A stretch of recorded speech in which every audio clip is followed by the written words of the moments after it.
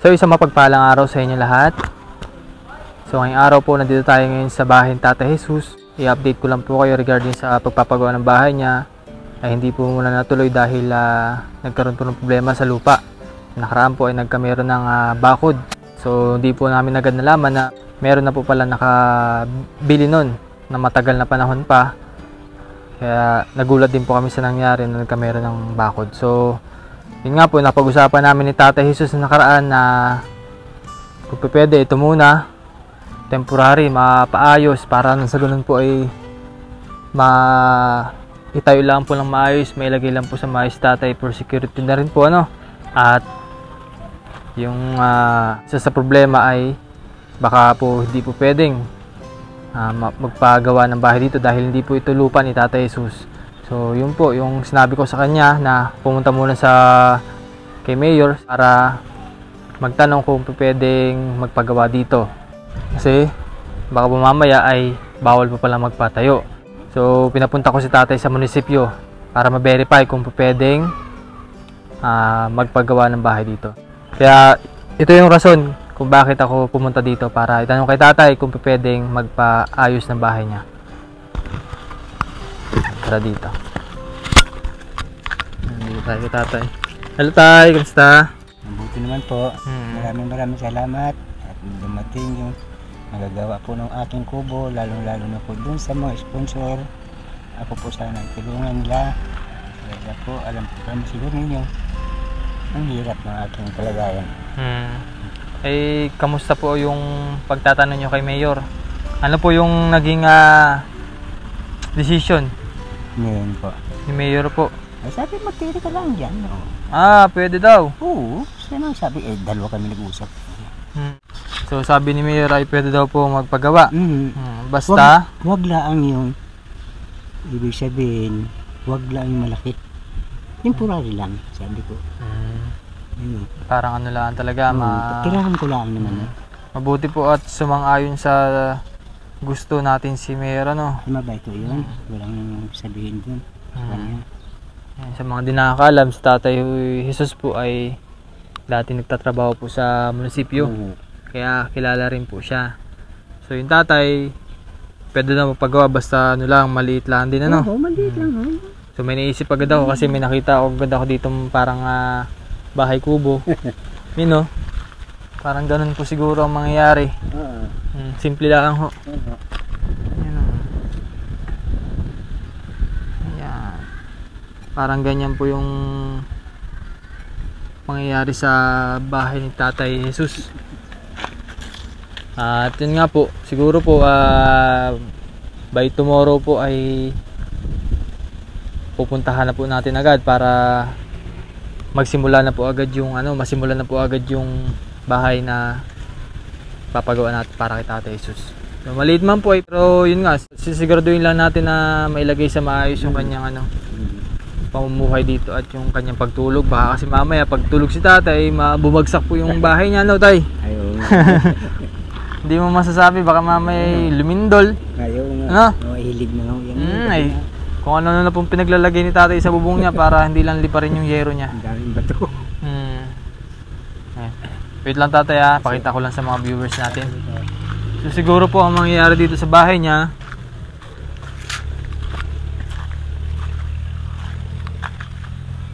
tanggal na po siguro to. Tapos papalitan na lang po ng yero. Ng plywood. Tanggal na siguro lahat to. Tapos isasagad din sa gilid. Kung ano na pong pinaglalagay na po sa bubong ng tatay para hindi matanggal itong yero niya. Pinagtatali na. Sobrang bigat niyan. Hindi mo masasabi, baka mamaya tumumba na. Sa tagilid na po siya. Yan. Isang maliit na square lamang ang mangyayari. Siguro mga 5 yero. Pwede na po dito. Tapos siguro mga 4 na plywood. Pwede na. Mailagay lang yung maayos at makatulog si Tatay Jesus. Diba?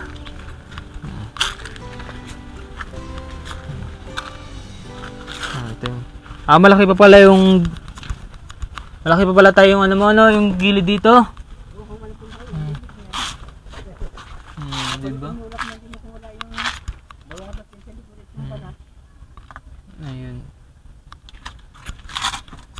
Sige. Sige. So ito pong kabila, siguro ay matatanggal ito. Pero yung pinakakusina niya, ayusin na lamang natin. Ayusin na lang natin yung pinakakusina niya. Para ano? Ito. Paltan lang siguro ng yero, ayusin lang. Opo. By tomorrow, ayusin agad natin, tatay, no? Babalik kami dito para nasimula na po yung bahay nyo. At yung gagawa po nun ay yung tatay po nung asawa ko, si Tatay Rene.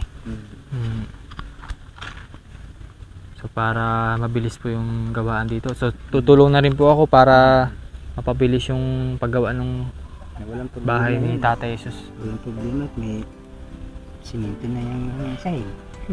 Oo nga po. Pero ang mangyayari siguro dyan ay ano tayo, lalagyan, ano, yun na siguro. Nakahang? Nakahang yan. Kapatong mo sa lupa yan. Ha? Kapatong mo sa lupa. Basta, hindi tayo masyadong magaling sa gawa ng bahay. So si Tatay Rene na ang bahala dyan kung paano niya didiskartehan. Ikaw naman niya kayo. Opo. At di naman tayo gaanong gagastos kasi sayang naman, baka mamaya mapaalis po, no? Hindi, Pansamantala po, ayusin lang muna natin. Na paano yung tatay, pat parang pag yung kamay nyo? Ay kahapon ho ito, ng umaga, paga na. Ay bago na naman ito, kaninang umaga, paga na naman. Baka yun uric na. Ay, hindi ho. Pamaga yung ano may ganito? Ay, noon ho, Tuhod. Oo, tuhod ho, gawaan sabi nila. Rayuma. Rayuma. Ayun. Bago nga, tagal na, ito na naman dalawa. So yung mga babayan, yun lang naman po yung update natin para kay Tatay Jesus. At nagpapasalamat din po ako sa mga sponsors natin, kay Ma'am Betty. Napakabait po ni Ma'am Betty dahil siya po yung nagbigay ng paggawa ng bahay kubo ni Tatay Jesus. At anonymous sponsors po natin. Maraming salamat po sa inyong tulong para kay Tatay Jesus. At papasalamat din po ako sa lahat ng mga umorder po ng mga t-shirt natin, na Pugong Bihero Team t-shirt. Maraming salamat po sa inyong pag-avail. Dahil po doon ay nasusuportahan po natin yung pag-vlog dito. At mas marami po tayong matutulungan at mabibigyan po ng konting tulong na pwedeng maibigay natin sa kanila. Tatay, may message po ba kayo sa mga sponsor ulit natin? Papasalamat po ko sa mga sponsor. Kasi ako po ay pinagbigyan ninyo. Kasi ako po, maraming salamat. Basta ano lang tayo, tiwala lang at magagawa agad natin yung bahay mo, no? Makakatulog ka na ng maayos. Pero minsan ba nag-aalala ka, tatay, na baka mamaya lumaglag sa mukha niyo yung yero? Ha? Ayun nga. Ha? Oo. Yun pa yung minsan naisip ninyo? Oo, ay may bato yan sa loob. Kaya nga po eh. Pinapasa ko lang doon sa bubong para hindi malaglag. Alin? Yung bato ho doon sa loob. Kaya nga eh. Ipatungan ko na lang ng bato doon sa ilalim. Para kung halimbawa malaglag, ay hindi ako matamaan. Kaya nga po. At sobrang bigat ng taas ay possible na malaglagan ka sa mukha ng bubong nyo, tay. So nga po ay ang dami, puro ko yan eh, puro bato yan eh. Basta makakita ko ng bato malaki-laki, panhik ko doon sa taas. Pero nung nagkameron ng malakas na bagyo, tay, ay awa naman ng Diyos. Hindi naman nilipad yung bubong nyo? Hindi naman, no.